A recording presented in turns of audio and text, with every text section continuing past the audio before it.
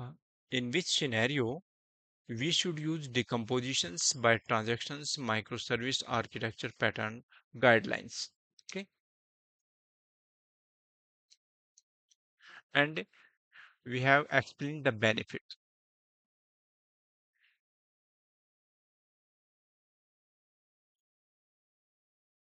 So the scenario is that in which scenario, in which application we should use decompositions by transactions microservice architecture guidelines. Okay, so there are the different scenario in which we have to use decomposition by transaction guidelines. When there are the transactions operations, suppose in our business application there are multiple transaction operations, then we should think about the transactions decomposition by transaction guideline.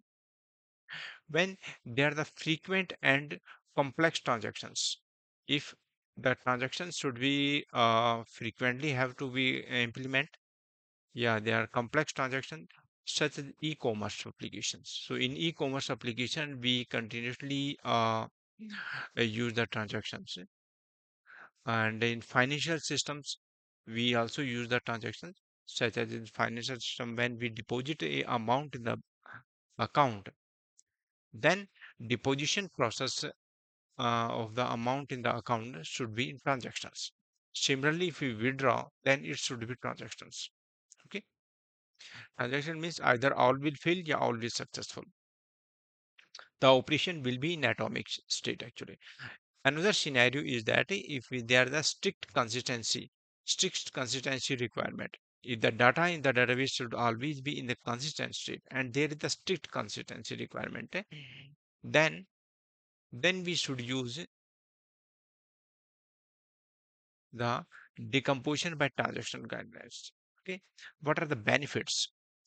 Benefits are that reduced complexity. If our applications is a transaction instantive, have multiple transactions, then we suppose that the data and the operations will be in a single microservice. Okay, and transaction will be applied on that single microservice operations. So that will reduce the complexities, minimize two-phase commit of problems. If your transactions is a executing in only a single microservice, not across of the microservice, then we have the minimize the two-phase commit problems.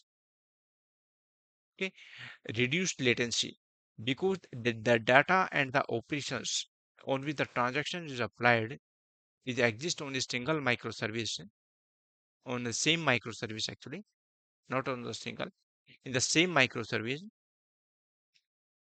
then it also reduce the latency. Because suppose in a microservice operation we have to apply the transaction and data and the operations are in the same microservice, then we don't have any latency because all the data and the required operations we have in the single microservice, the same microservice. Okay, so better alignment with business needs.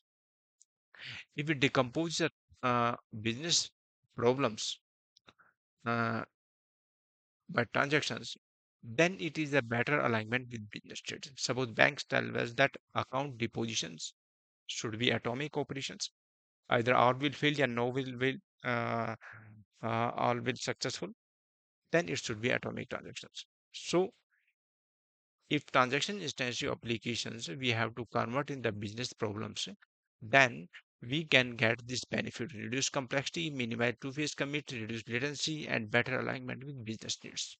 Thanks.